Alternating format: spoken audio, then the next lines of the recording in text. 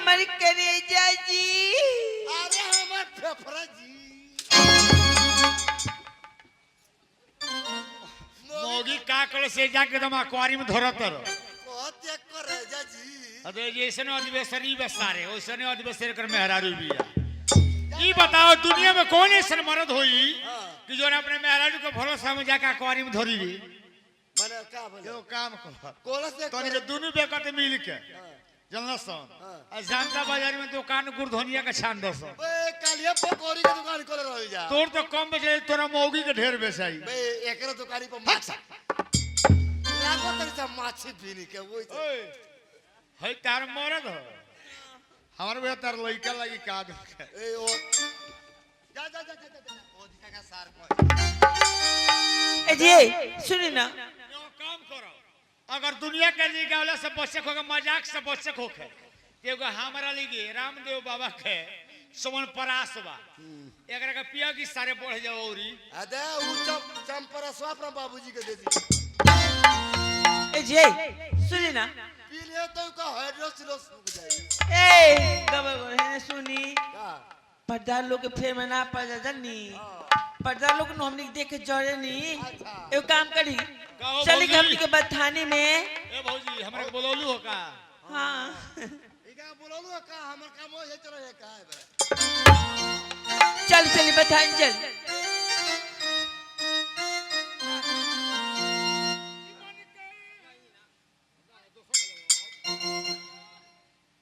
Hello सही अरे अरे रोड़े किरिए ये बतिया ए कौन जी हो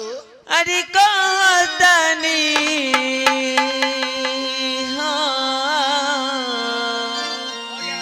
बाप रे बाप ए जी ना किरिया मोस हमरो घर में अब ना रहे बे किरिया खोले के मारे और सूख हो जाता नहीं। और वो जाई एकरा के छोड़ो ई जान करू कौन सी बात है दुआरी पर के एगो पुतला बा एकरा कोनो गोरन चली ना अरे जिंदगी को ऐस में तो हमारे संग चल जा इका संग है हमर काम हो ये चलो ही है। अरे रोड़े किरिए अरे कहतनी कहो ए राजा कहियो मऊर तक मर जाई पियला चलवा तक डूबर जाई ए राजा कहियो मऊर तक मर जाई पियला चलवा तक डूबर जाई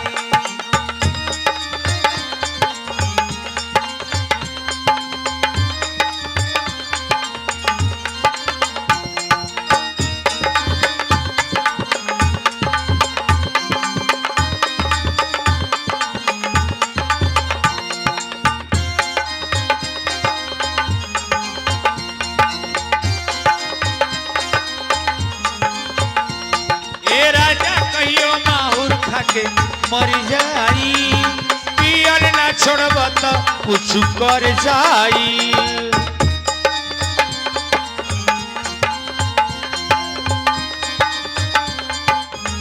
ओ तेरे दिन सहानी अब नहीं साहब जवाब में गया माजी से कहा हो डर दिन सहानी अब नहीं साहब रउआ पी के आइब तो या माजी से कहब अमाजी से कहब ओ तेरे दिन सहानी अब नहीं साहब जवाब में गया माजी से कहा माजी से कहा अरे सच बतिया अरे को तनी हरी डाल के कीड़ा सर तेलवा जरी जाई पियर ना छोड़ब त कुछ कर जाई ए राजा कहियो माहुर खाके मर जाई पियल ना छोड़ब त कुछ कर जाई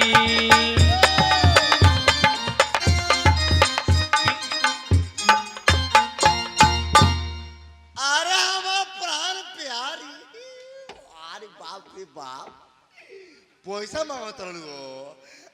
अरे हमार गुलू मुलू अरे बाप अरे तारे गोलिया काहे त मुलायम बहू अरे ढेर दिन तो बेर बोला पैसा लो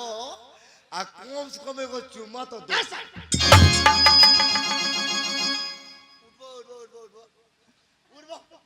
रे सारे हलुमा हम तोर प्राण प्यारी है रे उठब काहे बैठलो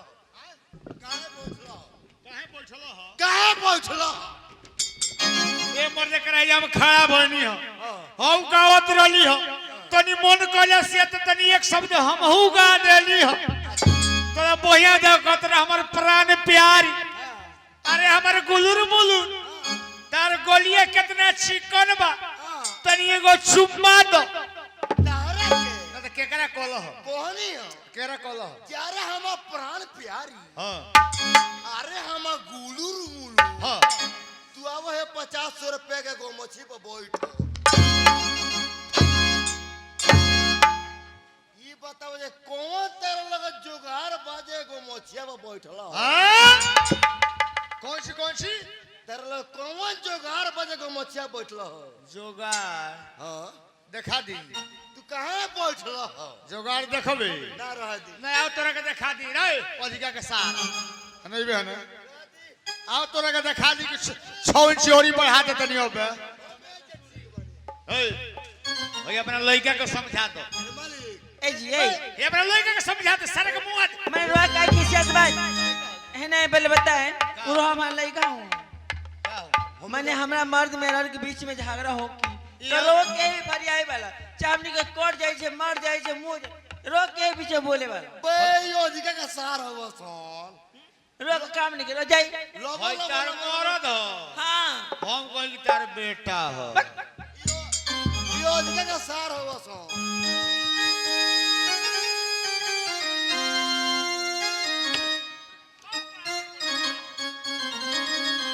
अबे बाबू आकिया से डर के पियाऊ धर धर पानिया अरे दिया आकिया से डर के पियाऊ धर धर पानिया अरे माटी में मिलल जाता चढ़ल जवानिया माटी में मिलल जाता चढ़ली जवानिया माटी में मिलल जाता आकिया से डर के पियाऊ आकिया से डर के पियाऊ धर धर पानिया माटी में मिलल जाता चढ़ली जवानिया माटी में मिलल बेटा रहे चढ़ली जवानिया ओ माटी में मिलल जाता चढ़ली